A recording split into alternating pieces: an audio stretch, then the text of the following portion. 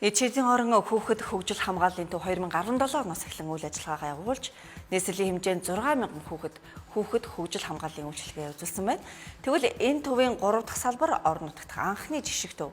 Энэ сарын 12-нд Дундгой аймагт хүү талхад нийлээ. Манай сарвчлах хог энэ амралтын өдрүүдэд Дундгой аймагт ажиллаад ирлээ.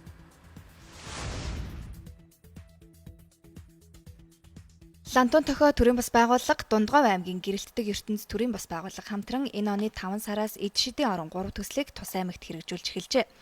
Төсөл 5 сарын хугацаанд хэрэгжиж 10 сарын 12-ны өдөр нээлттэй хийлээ. Энэ төвд нэг дор 2,000 хүүхдийг хүлээн авч 12 төрлийн дугуйлан 18 хөтөлбөр 50 гаруй төрлийн сургалт нөлөөллийн ажлуудад хамруулах боломжтой. Мөн хүүхдийн сэтгэл зүйч өглөөнөөс орой болтол ажиллах ба сайн дурын багш нар өөрсдийн боломжит цагтаа хүүхдүүдэд сургалт хичээл орох боломжтой юм. Цаашлаад гэр бүлийн таагүй нөхцөл үүссэн хүүхдүүдийг гэр бүл хүүхэд залуучуудын хөгжлийн газарт холбон зуучлах ажил явагдах юм байна. Эцсийн орон төвийн маань үндсэн концепц бол хөгжлөөр дамжуулж хүүхдэд хамгааллын үйлчлэгийг үзүүлэх зорилготой. За эх 7 хоногоос эхлээд бидэд сургалтын бүтээлүүд авч эхлэн, за сайн дурынхныхаа бүтээлийг авч эхлэн, хөгжлийн хөтөлбөрүүдтэйгээ хамтран ажиллах сайн дурын багш нартайгаа гэрээгээ байгуулна. За тэгээ ерөнхийдөө бүртгэд явдаад 25-наас хойш яг үндсэн сургалт руу ороод явна гэсэн ийм төлөвлөгөөтэй байгаа. Тэгээд хамгийн гол онцлог нь ерөөсөө энд хүүхэд болгон төлбөргүй үйлчлүүлэх ёстой гэсэн ийм концепттэй. Энэ удаагийн төсөл орон нутагт үүд хаалгаа нээж байгаагаар онцлог болж байна. Лантун тохио төрийн бас байгууллагаас эд шидийн орон 3 төвийг орон нутагт барих сонгон шалгаруулалт явуулж 10 гаруй аймгаас төсөл хүлээн авчээ. Шалгаруулалтад Дундгой аймгийн гэрэлтдэг ертөнц төрийн бас байгууллагын төсөл шалгарсан байна. Дундгой аймагт 14 хүртэлх насны 15,000 орчим хүүхэд амьдардаг. Тэдэнд зориулсан хүүхэд хөгжил хамгааллын орон нутаг дахь жишг төв аймагтанд баригдсан талархаж, цаашдын үйл ажиллагаанд дэмжлэг үзүүлж, санхүүг нь хариуцаж ажиллахаа аймгийн удирдлагууд хэлж байлаа. За хүүхдийн төлөө гэсэн сэтгэлтэй маш олон Монголын иргэдийн дэмжлэгтэйгээр энэ хүү төв зөвхөн 100%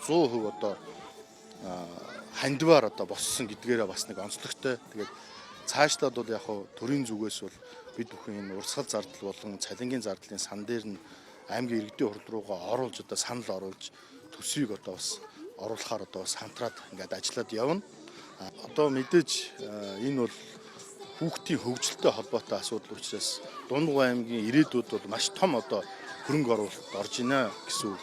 За энэ эцсийн орон гэж маш сайхан тоглоомд байгуулагдсан. Тэгээ хүүхдүүдийн тоглоулаа явж байна. Тэгээ энэ төв байгуулагдсанд баярлж байна. Эцсийн орон аим гоё. Ингээ дугуйл дээр явна гэхээр аим гоё таалагдж байна. Зөв цагаа өнгөрөөн тэгээд дугуйланд явж болно. Өдөр зөндөө ихэрдэг 4-5 өдөрс.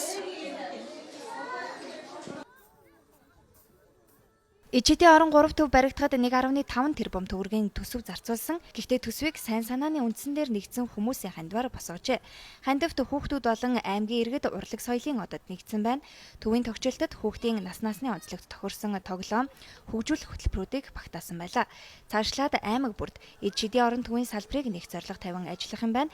Нээлт хийснээс хойш энэ төвд хүүхдийн хөл тасрахгүй байгаа нь хүүхэд хөгжлийн төв орон нутагт эрэлт ихтэй байгааг илтгэж байна гэж тус төвийнхэн хэлж байлаа.